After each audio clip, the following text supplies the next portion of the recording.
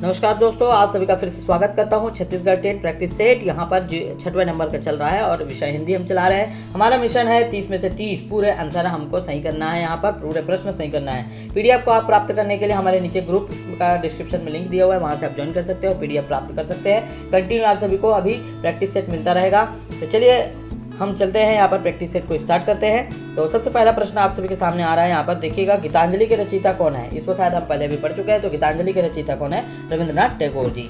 इसके बाद है, भारत दुर्दशा किसकी कृति है अर्थात रचना किसकी है?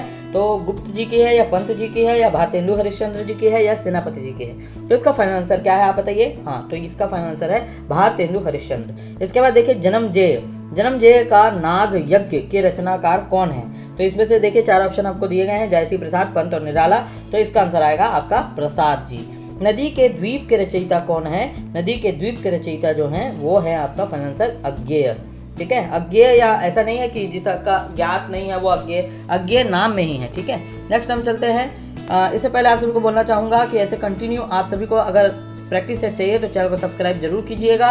नीचे डिस्क्रिप्शन में लिंक है, वहाँ से ग्रुप को ज्वाइन कीजिएगा, पीडीएफ आपको मिल जाएगा वहाँ से। दूसरी बात, सभी तक शेयर जरूर करें ताकि आप सभी के सपोर्ट से हम आगे और भी इस प्रकार का प्रयास करें। ठीक है, चलिए चलते हैं यहाँ पर। तो विनय पत्रिका जो है किसकी कृति है? सभी लोग पढ़े हुए हैं, इसका फाइनल आंसर आएगा तुलसीदास जी।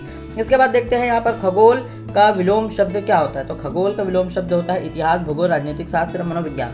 तो इसका फाइनल आंसर होगा आपका विलोम शब्द यहाँ पर भूगोल आएगा, ऑप्शन नंबर बी।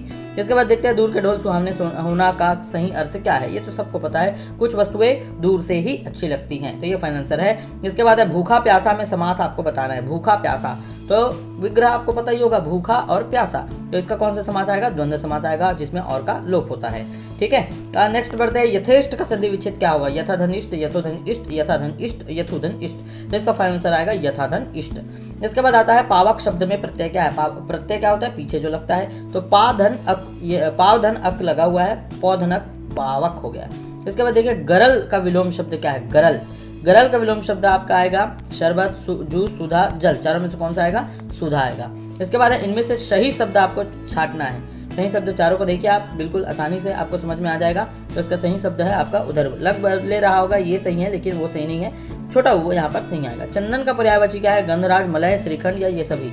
तो यहाँ पर जो आंसर आएगा वो चंदन का ये सभी आएगा। ठीक है, शेयर जरूर कीजिएगा सभी तक। नीचे कमेंट सेक्शन में बताएं आपका कितना आंसर सही हो रहा है।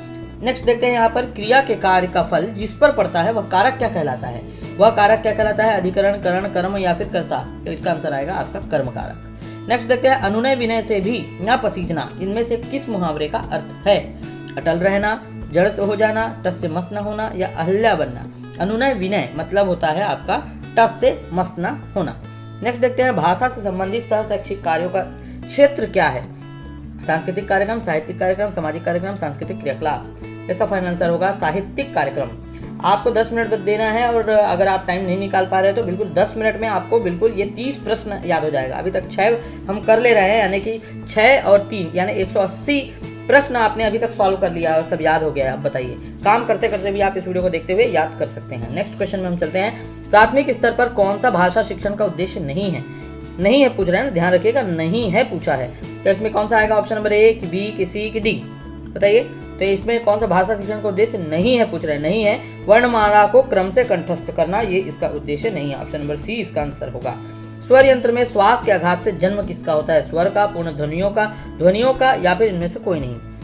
श्वास के आघात से, जब श्वास किसी से टकराती है तब उसका जन्म होता है पूर्ण ध्वनियों का।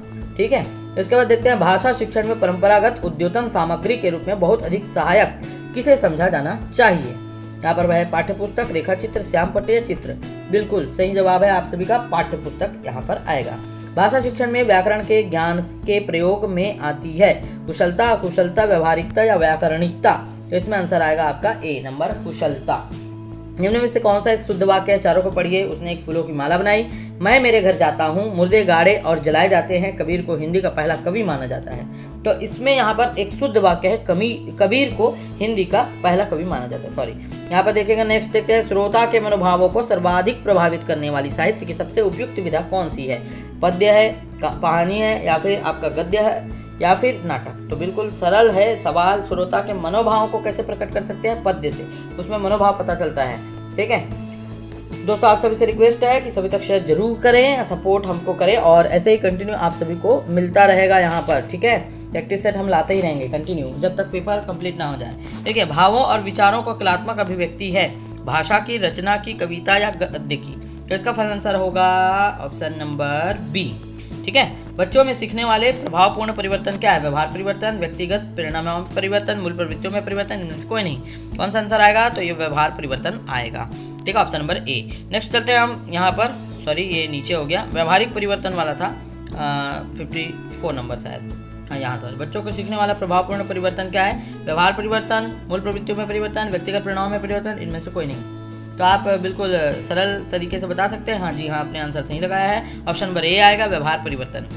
प्राथमिक स्तर पर बच्चों की भाषा में रुचि का विकास करने के लिए, भाषा में रुचि का विकास करने के लिए उपयुक्त उपाय क्या है? पाठ्य पुस्तक को पढ़वाना, मौखिक रूप से अधिक समझाना, या फिर व्याकरण संबंधी ज्ञान को बढ़ा देना, या फिर ये सभी? तो भैया मौखिक रूप से अधिक समझाना, आपको भाषा की रुचि में विकास होगा। अगर ज़्यादा पढ़ा दोगे डायरेक्ट पाठ्य पुस्तक को तो वो जो है गलती हो रह करके नहीं पढ़ेंगे। रचना में शब्दों को किस रूप में प्रयुक्त किया जाता है? रचना में किस रूप को प्रयुक्त किया जाता है? शब्दों में सुव्यवस्थित, अभिव्यक्ति, भावात्मक या अभिव्यंजनात्मक के रूप में। तो यहाँ पर आएगा रचना में शब्दों को अभिव्यक्ति के रूप में, ऑप्शन नंबर बी इसका सही आंसर है। भाषा के अभिव्यक्तात्मक कौशल है सुनना पढ़ना, सुनना बोलना, बोलना लिखा या पढ़ना लिखना। तो इसका आंसर आएगा बोलना और लिखना। ये अभिव्यक्तात्मक जो है, अभिव्यक्त करना मतलब बोलना और लिखना। उपचारात्मक शिक्षण की सफलता किस पर निर्भर करती है? उपचारात्मक शिक्षण सामग्री पर, भाषिक नियमों के ज्ञान पर, समय व अवधि पर, समस्याओं के कारणों के सही पहचान पर। तो ऑप्शन नंबर डी इसका फाइनल आंसर है। कविता का मुख्य लक्षण क्या होता है? शब्द भंडार में वृद्धि, उच्चारण दोषों को सुधारना, भाषा एवं सहानुभूति करना, कविता का सरलार्थ बनाना। यहाँ पर होगा final answer option number D. कविता का मुख्य लक्ष्य यही होता है कि सरलार्थ को बताना कविता का। इसके बाद देखिएगा, व्याकरण शिक्षण पाठ के प्रकार होते हैं, औपचारिक व्याकरण, व्यवहारिक व्याकरण, प्रासंगिक या फिर ये सभी।